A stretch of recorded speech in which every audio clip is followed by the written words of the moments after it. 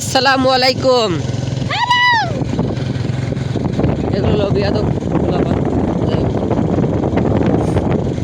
তো আমরা যাইতেছি আর কি অদিষ্টনগর। আমরা ধরছি ওই যে আমি আরে ধরছি তো দেখি কই যাই আর কি।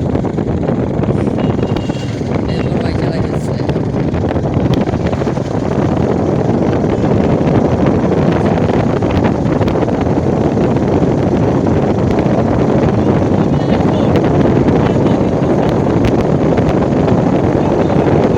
তো গাইস চলে আসছিলাম, চলে যেতেছি আবার বিড়ি যাইছিলাম, একটু বইছিলাম আর কি। যাই এখানে কবে আজকাল ফাঁকা, যেহেতু শুক্রবার না, মানুষটা না থাকাই স্বাভাবিক, মানুষজন ছিল না এই কারণে।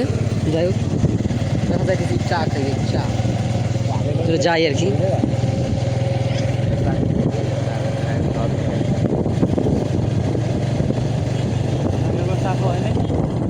চা খাওয়া হয়েছিল, যেই দোকানটা খাইতেছিল ওই দোকান খাইতে।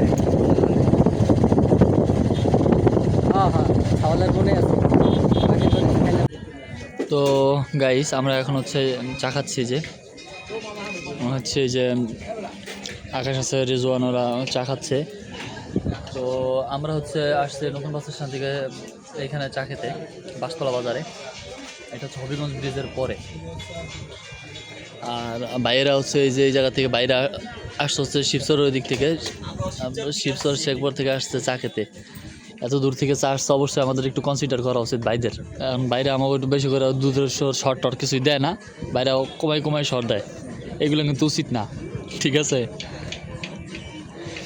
তো যাই হোক, এটা কোনো বিষয় না। বিষয় হচ্ছে যে আসলে গরুর দুধের স্বর ওইরকমভাবে পড়ে নাই, যার কারণে আমাদেরকে স্বর দেয় নাই। হ্যাঁ, তারপরে স্বর যা ছিল এইখানে আপনার দেখেন, এই যে দিচ্ছে আমাদেরকে। তো ঠিক আছে, সাথে থাকুন, দেখতে থাকুন। তবে চাটা কিন্তু অনেক টেস্ট হয়েছে, ঠিক আছে? আপনার মাদারপুরে যদি আমার ব্লগ কেউ দেখে থাকেন তাহলে অবশ্যই কিন্তু আসবেন, এখানে চা খেতে। খুব সুন্দর চা বানায় বাসতলা বাজারে, চার দোকানে। তো আমাদের হচ্ছে ফাইনালি এখন চা খাওয়া শেষ। আমরা চা খাওয়া শেষ করে এখন হচ্ছে আমরা চলে যাব বাসায়। তো আসলাম, জায়গাটা খুব ভালো লাগলো। আর আজকে আপনার আশপাশের চারিদিকে পরিবেশটা খুবই সুন্দর। আপনার মাদারপুরে যদি কেউ ব্লগ দেখে থাকেন তো অবশ্যই এখানে আসবেন চা খেতে, এরকম একদিন থাকবে, ঠিক আছে? সাথে থাকুন, দেখতে থাকুন, যাওয়ার ভিডিওটা আপনারা উপভোগ করুন।